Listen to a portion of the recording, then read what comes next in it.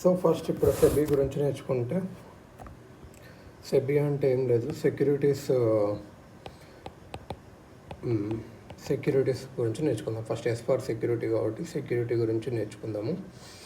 Security అంటే ఏం లేదు, ఒక సర్టిఫికేట్ కానీ డాక్యుమెంట్ కానీ అదే దానిలో రాసి ఉంటుంది అన్నట్టు. వీళ్ళు ఇంతకి ఇచ్చారు, ఇంత అమౌంట్ ఇచ్చారు, ఇంత టైం ఇన్వెస్ట్ చేశారు, ఇంత రిటర్న్స్ వస్తాయి, ఇట్లా ఒక పేపర్ లాగా రాసుకుంటుంది. అది securities 2 types, equity or share. Equity దీన్ని షేర్ సర్టిఫికేట్ అంటారు, షేర్ సర్టిఫికేట్. ఇంకోటి డెప్ట్, దీన్ని bond or debenture. Equity share certificate ఏదంటే holder gets dividend from the profits of the company. If no profit then no dividend. Holder gets dividend from the profits of company. Equity అంటే ఏంటంటే company profit ఉందనుకో, divide కొంచెం share ఇస్తారని, ఎంత ఉందో. Profit లేకపోతే ఇవ్వరు. లాస్ట్ క్లెయిమ్ ఉంటుంది. Last claim during liquidation. ఎప్పుడైనా కంపెనీ మొత్తం ఇంకా తీసేస్తున్నప్పుడు లాస్ట్ క్లెయిమ్ వినకుండా లాస్ అయినప్పుడు కానీ. ఇది బూమ్ పీరియడ్లో మంచిగా ఉంటుంది, అట్రాక్టివ్గా ఉంటుంది. ఎందుకంటే కంపెనీస్ అప్పుడు ప్రాఫిట్స్ ఉంటాయి మంచిగా. అప్పుడు ఏంటంటే మంచి డివిడెండ్ వస్తుంది, సో అందరు ఇన్వెస్ట్ చేస్తారు. కరోనా టైంలో ఏమైంది అంటే shares chief from secondary market నుంచి కొనుక్కోవాలని చూశారు. ఎందుకంటే కరోనా తర్వాత రికవరీ వస్తుంది అని చెప్పి. ఎందుకంటే అది డౌన్ పీరియడ్లో కూడా వస్తుంది. జనరల్గా ఇది బూమ్ పీరియడ్లో ఎక్కువ డిమాండ్ ఉంటుంది. డెప్ట్ అంటే ఏంటంటే హోల్డర్కి ఏమొస్తుంది, ఇంట్రెస్ట్ అప్పు ఇచ్చినట్టు. ఇది డెప్ట్ బాండ్ ఆర్ డెబెంచర్ కూడా అంటారు. Equity or share.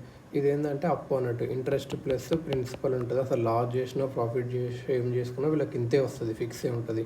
వీళ్ళు ఎవరంటే అప్పు ఇచ్చేటోళ్ళు, క్రెడిటర్స్. ఫస్ట్ క్లెయిమ్ వీళ్ళకే ఉంటుంది. ఇది స్లో డౌన్ పీరియడ్లో అట్రాక్టివ్గా ఉంటుంది. ఎందుకంటే బాండ్స్ అనేటివి ఫిక్స్డ్ ఇంట్రెస్ట్ ఉంటుంది. సో అప్పుడు ఇన్వెస్టర్కి భయం ఉంటుంది, నాకైతే ఇంత వస్తుంది ఫిక్ అని చెప్పి అలా ఇన్వెస్ట్ చేస్తారు ఇది అన్నట్టు. ఫైనాన్షియల్ మార్కెట్ ఎలా ఉంటుంది అంటే క్లాసిఫికేషన్. ఫైనాన్షియల్ మార్కెట్ ఒక క్లాసిఫికేషన్ చూద్దాం. ఫైనాన్షియల్ మార్కెట్ అంటే ఏం లేదు, అక్కడ సెక్యూరిటీస్ని అమ్మడం కానీ కొనడం కానీ చేస్తారు. అక్కడ ఫిజికల్గా ఉండాల్సిన అవసరం లేదు, కంప్యూటర్ ద్వారా కూడా చేయొచ్చు. అది ఒక్కదా మార్కెట్. క్లాసిఫికేషన్ టెన్యూర్ బట్టి కొన్ని క్లాసిఫికేషన్ ఉంటుంది. ఏదంటే మనీ మార్కెట్ అంటే 1 ఇయర్లోనే వీళ్ళ ట్రాన్సాక్షన్, 1 ఇయర్లోనే. ఇప్పుడు ఏదైనా అప్పు తీసుకున్నాం అనుకో, 1 ఇయర్లో కట్టాలి అట్లా అన్నట్టు. 1 ఇయర్లోనే రిటర్న్స్ వస్తాయి. టెన్యూర్ వచ్చేసి 1 ఇయర్ మెచ్యూరిటీ. ఇది మనీ మార్కెట్. క్యాపిటల్ మార్కెట్ అంటే లాంగ్ టర్మ్ అన్నట్టు, greater than 1 year. Capital market అంటే గ్రేటర్ దెన్ 1 ఇయర్ ఇది అన్నట్టు. ఇంకా ప్రైమరీ సెకండరీ మార్కెట్ కూడా ఉంటుంది. ప్రైమరీ మార్కెట్ అంటే ఫస్ట్ అన్నట్టు, ఇక్కడనే కంపెనీ ఏదైనా కంపెనీ ఉందనుకో, అది ఫస్ట్ ఇక్కడ ఇన్వెస్టర్స్తో కనెక్ట్ చేస్తుంది. ఫస్ట్ ఫిజికల్ ఎగ్జిస్టెన్స్ ఉండదు దీనికి. ఇది ఎకనామిక్ జస్ట్ అంటారు ఒకటి. ఫస్ట్ అమ్మితే ప్రైమరీ, దాని తర్వాత అమ్మిన షేర్స్ని మళ్ళీ ట్రేడ్ చేసినాం అనుకో, అది సెకండరీ. సో సెకండరీకి ఫిజికల్ ఎగ్జిస్టెన్స్ ఉంటుంది. ఓల్డ్ సెక్యూరిటీస్ అనేటివి ఇక్కడ రీసోల్డ్ అవుతాయి. ఇక physical exchange, Bombay stock exchange కానీ నేషనల్ స్టాక్ ఎక్స్చేంజ్ కానీ అవన్నీ ఉంటాయి కదా, ఇవి సెకండరీ మార్కెట్స్ అన్నట్టు. ఈ లిక్విడిటీ అండ్ కాన్ఫిడెన్స్ ఇస్తుంది ఇన్వెస్టర్స్కి. To buy new securities primary మార్కెట్లో కొనుక్కోవచ్చు, సెకండరీ మార్కెట్లో ట్రేడ్ చేసుకోవచ్చు ఇది అన్నట్టు. సెటిల్మెంట్ బట్టి కూడా ఫైనాన్షియల్ మార్కెట్ని క్లాసిఫికేషన్ ఉంటుంది. Financial market future market. Parties ఏం చేస్తాయి, ఈరోజు కాంట్రాక్ట్ రాసుకుంటవి, మేము ఫ్యూచర్లో అమ్ముతాము, ఫ్యూచర్లో నువ్వు ఇంత రేట్ ఇవ్వాలి, అది ఫ్యూచర్ మార్కెట్. స్మార్ట్ మార్కెట్ అంటే ఇప్పుడే డబ్బులు ఇవ్వాలి, ఇప్పుడే వస్తువులు ఎక్స్చేంజ్ జరగాలి అన్నట్టు. అసెట్ పైన బట్టి కూడా ఫైనాన్షియల్ మార్కెట్ క్లాస్ ఉంటుంది. ఎప్పుడంటే బాండ్ డెప్ట్ market, share equity market. Bond ఉంటే డెప్ట్ మార్కెట్, షేర్ ఉంటే equity market. Gilt edged securities market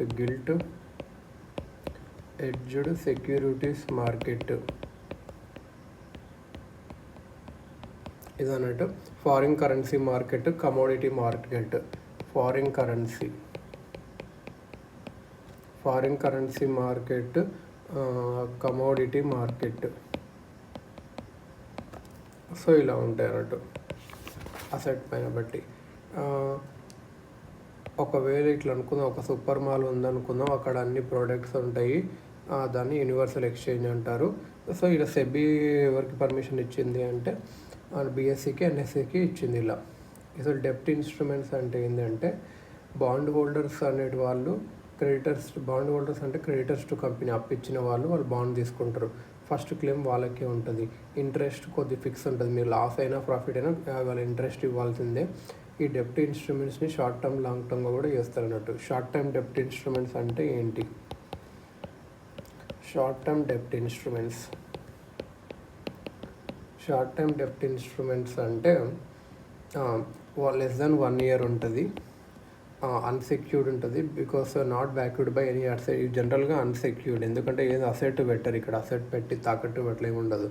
ఒక డిస్కౌంట్ రేట్లో అమ్ముతారు, తర్వాత ఫేస్ వాల్యూ అయినా కొనుక్కుంటారు, ఇలా ఉంటుంది. ఫేస్ వాల్యూ అయినా పార్ వాల్యూ అయినా ఒకటే, డిఫరెన్స్ ఈ రెండు మధ్యలో ఉండదు. వాళ్ళకి ప్రాఫిట్ ఇంట్రెస్ట్ లాగా ఇట్లా ఇస్తారు అన్నట్టు. ఇంకొకటి ఇంకోటి రీడిస్కౌంట్ ద బిల్స్ కూడా అంటారు. అంటే ఫస్ట్ తగ్గించి తర్వాత అది లైక్ అన్నట్టు. ట్రేడెడ్ ఎట్ మనీ మార్కెట్లో ట్రేడ్ చేస్తారు. Negotiable and transferable in nature కూడా, అంటే లెండర్ ఇది థర్డ్ పార్టీకి అమ్మవచ్చు, ఆ థర్డ్ పార్టీ తర్వాత వచ్చేసి ఈ పేపర్ చూపించి డబ్బు కొట్టచ్చు. దీన్ని నియర్ మనీ కూడా అంటారు, ఎందుకంటే ఇది హైలీ లిక్విడ్, డైరెక్ట్ క్యాష్ కూడా వేసుకోవచ్చు. ఇది నియర్ మార్కెట్ కూడా అంటారు, ఇది ఎందుకంటే హైలీ లిక్విడ్ కూడా ఇలా. షార్ట్ టర్మ్ డెప్ట్ ఇన్స్ట్రుమెంట్స్ గవర్నమెంట్ ఎలా మరి షార్ట్ టర్మ్, గవర్నమెంట్ కూడా అప్పులు తీసుకుంటుంది కదా short term. State governments treasury bills, state governments treasury bills, treasury bill, T bill. Union governments treasury bill ఉంటుంది. స్టేట్ గవర్నమెంట్ ట్రెజరీ బిల్స్ని స్టాప్ చేసిండ్రంట 2001 నుంచి.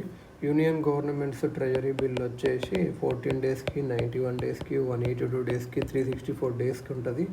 ఇంకోటి ఏంటంటే cash management bills, CMB. Cash management bills ఇది 90 days వరకే ఉంటుంది, 2009లో స్టార్ట్ చేశారు ఇది. ఇంకోటి ఏంటంటే వేస్ and means advance. Ways and means advance అంటే ఏంటి అంటే government short term miss match ఉందనుకో, రిసిప్ట్లో కానీ తన గవర్నమెంట్ ఆదాయంలో కానీ ఖర్చులో కానీ ఏదైనా మిస్ మ్యాచ్ ఉందనుకో, ఆర్బీఐ ఏం చేస్తుంది, షార్ట్ టర్మ్ బేసిస్ మీద 3 monthsకి అట్లా గవర్నమెంట్కి అప్పిస్తుంది. ఇది ఫిజికల్ డెఫిసిట్ ఫిగర్లో కౌంట్ చేయరు, ఫిజికల్ డెఫిసిట్ ఫిగర్లో కౌంట్ చేయరు. ఆర్బీఐ గవర్నమెంట్కి ఇస్తుంది, లైక్ వచ్చిందో పోయిందో మిస్ మ్యాచ్ ఉంటే.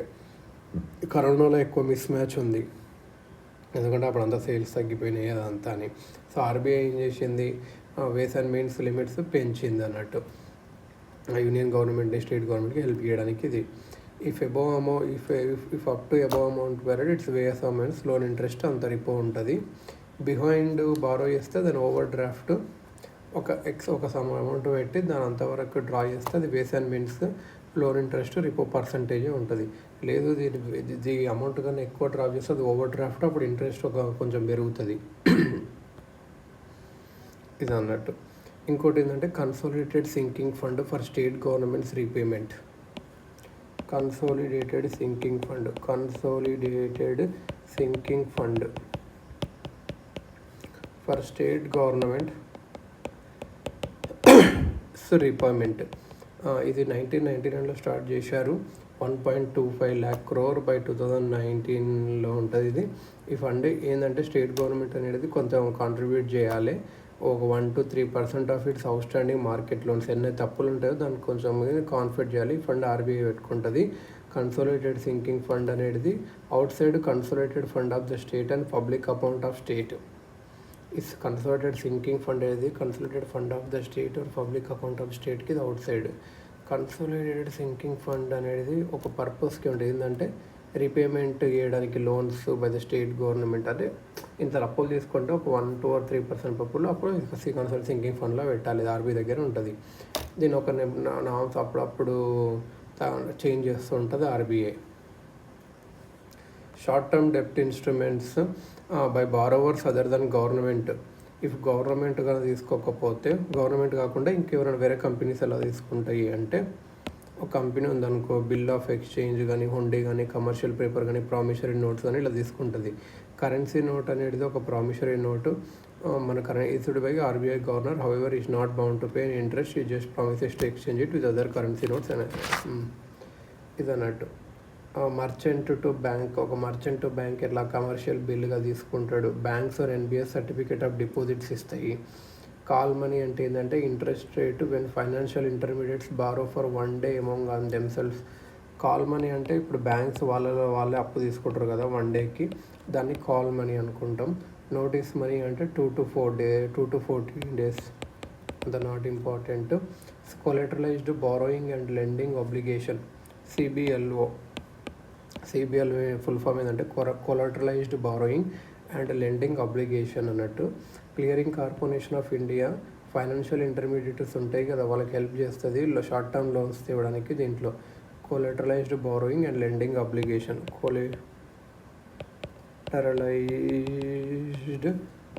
బారోయింగ్ అండ్ లెండింగ్ ఆబ్లిగేషన్ ఇది అన్నట్టు. ఇంకా రెపో అండ్ రివర్స్ రెపో అవి వేరే ఉంటుంది. ఇప్పుడు షార్ట్ టర్మ్ డెప్ట్ షార్ట్ టర్మ్గా ఏముంటుందంటే